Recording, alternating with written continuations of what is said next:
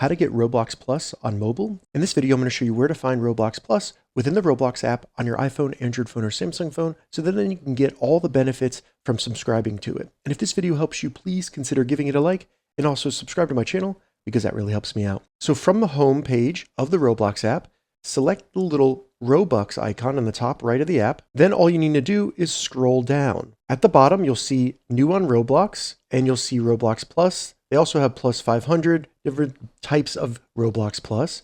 But all you need to do is select the amount under it, and it may give you a free month for free for your first time, a free trial. So select that, give it some time to load. It'll give you some information that starting today, you'll be charged this amount. And all you need to do is select confirm. It'll let you know that your purchase was successful. Now all I need to do to confirm that I do indeed have Roblox Plus, select the menu button in the top left, and then go down to Roblox Plus, and it'll say that you are subscribed and that it's active. It also gives you all the different benefits that you get, such as being able to trade or send Robux, including a discount and several different items there. If this video helped you, give it a thumbs up and please consider subscribing to my channel.